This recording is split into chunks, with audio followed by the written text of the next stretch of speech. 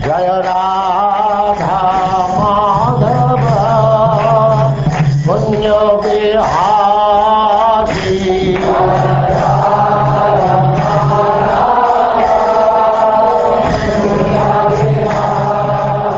And now chapter 20.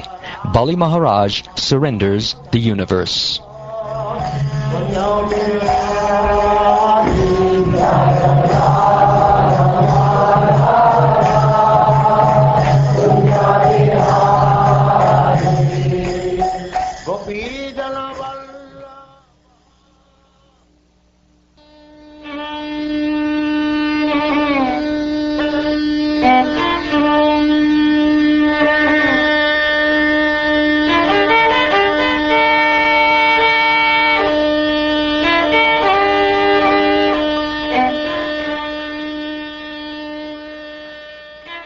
Sri Shukdev Goswami said, O King Pariksit, when Bali Maharaj was thus advised by his spiritual master, Shukracharya, his family priest, he remained silent for some time, and then, after full deliberation, he replied to his spiritual master as follows.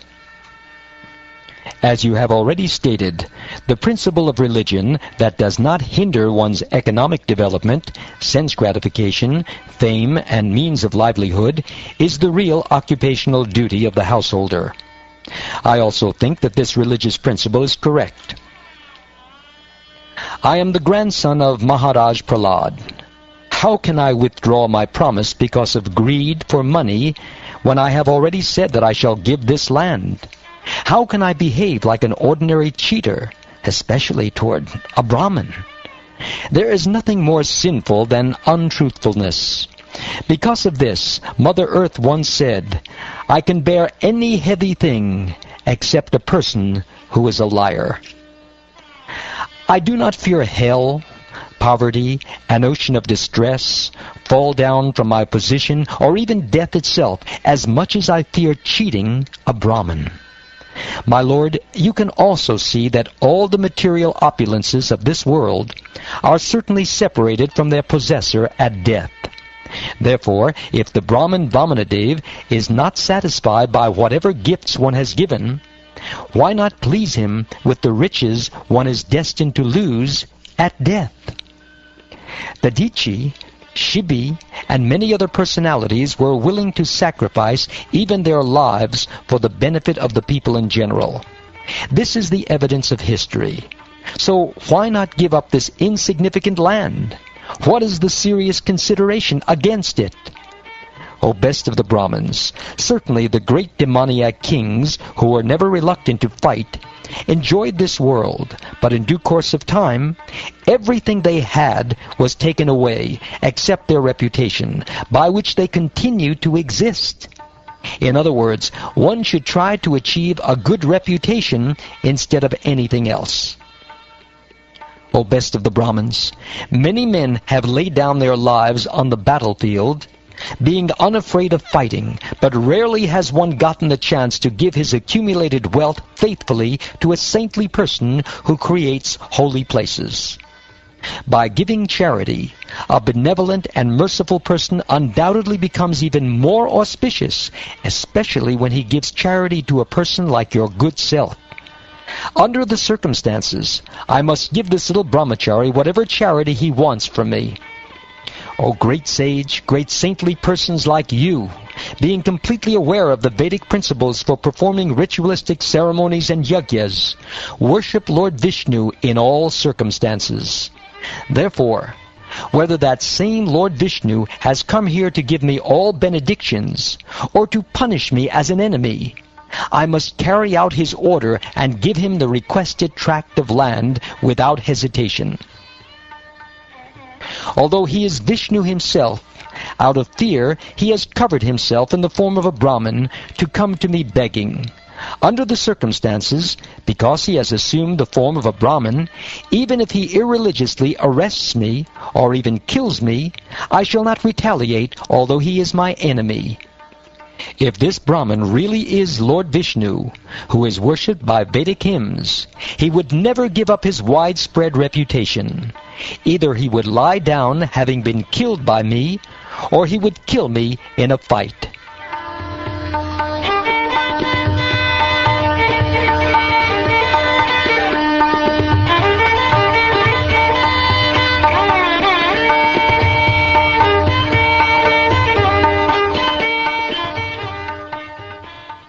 Thereafter, the spiritual master, Shukracharya, being inspired by the Supreme Lord, cursed his exalted disciple Bali Maharaj, who was so magnanimous and fixed in truthfulness that instead of respecting his spiritual master's instructions, he wanted to disobey his order. Shukracharya said to him, "Although you have no knowledge, you have become a so-called learned person, and therefore you dare be so impudent as to disobey my order. Because of disobeying me, you shall very soon be bereft of all your opulence." Even after being cursed in this way by his own spiritual master, Bali Maharaj, being a great personality, never deviated from his determination. Therefore, according to custom, he first offered water to Vamanadeva, and then offered him the gift of land he had promised. Bali Maharaj's wife, known as Vindhyavali, who was decorated with a necklace of pearls, immediately came and had a large golden water pot brought there, full of water with which to worship the Lord by washing his feet. Bali Maharaj, the worshipper of Lord Vamanadeva, jubilantly washed the Lord's lotus feet, and then took the water on his head, for that water delivers the entire universe. At that time, the residents of the higher planetary system, namely the demigods, the Gandharvas, the Vidyadharas, the Siddhas, and the Charanas, all being very pleased by Bali Maharaj's simple, non-duplicitous act, praised his qualities and showered upon him millions of flowers. The Gandharvas, the Kimpurushas, and the Kinnaras sounded thousands and thousands of kettle drums and trumpets again and again, and they sang in great jubilation, declaring how exalted a person is Bali Maharaj, and what a difficult task he has performed. Even though he knew that Lord Vishnu was on the side of his enemies, he nonetheless gave the Lord the entire three worlds in charity.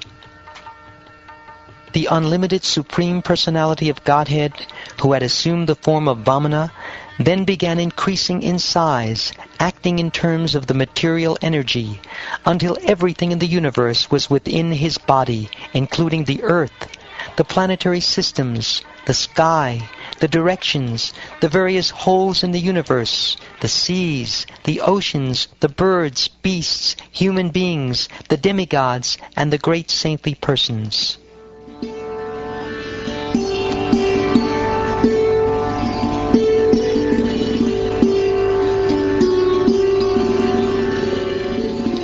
Bali Maharaj, along with all the priests, acharyas, and members of the assembly, observed the Supreme Personality of Godhead's universal body, which was full of 6 opulences. That body contained everything within the universe, including all the gross material elements, the senses, the sense objects, the mind, intelligence, and false ego, the various kinds of living entities, and the actions and reactions of the 3 modes of material nature.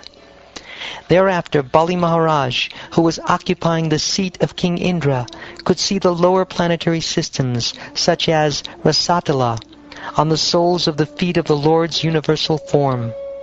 He saw on the Lord's feet the surface of the globe, on the surface of his calves all the mountains, on his knees the various birds, and on his thighs the varieties of air.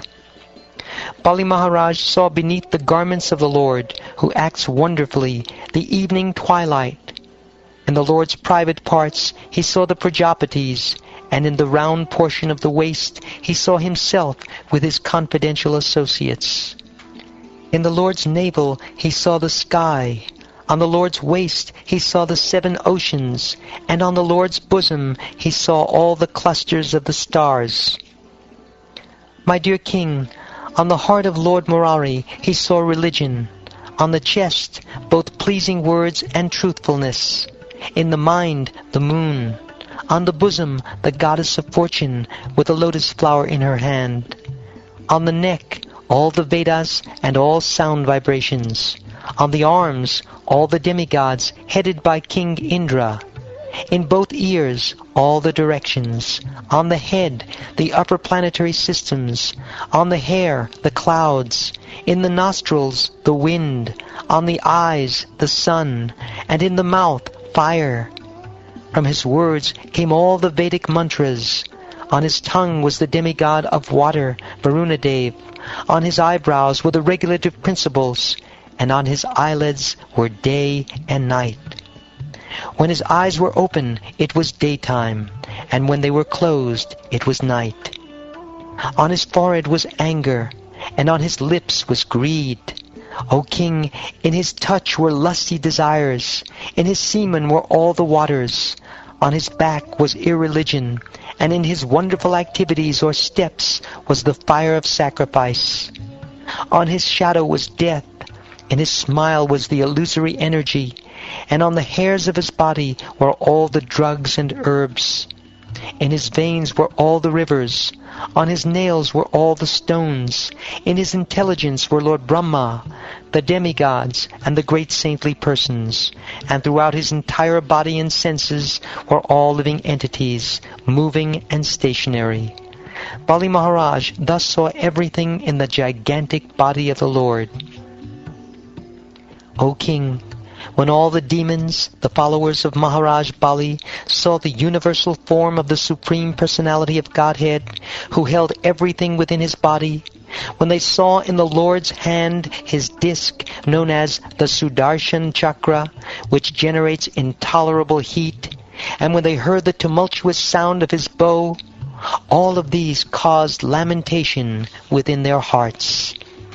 The Lord's conch shell, named Panchajanya, which made sounds like that of a cloud. The very forceful club, named Kamodaki. The sword named Vidyadhara, with a shield decorated with hundreds of moon-like spots. And also Akshaya Sayaka, the best of quivers. All of these appeared together to offer prayers to the Lord.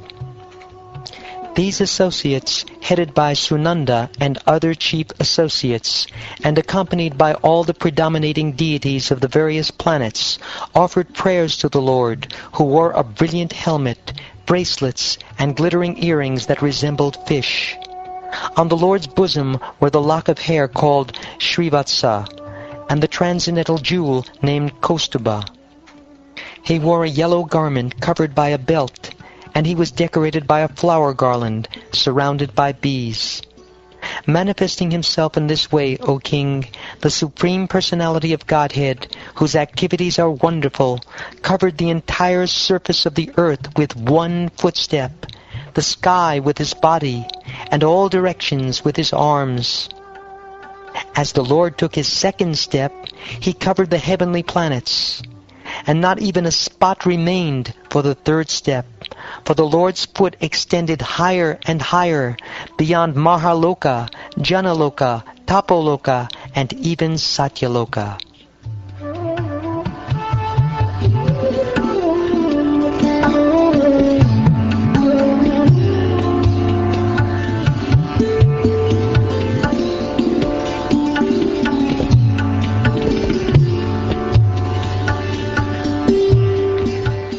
Thus ends the 20th chapter of the 8th canto of the Śrīmad-Bhāgavatam, entitled Bali Maharaj Surrenders the Universe.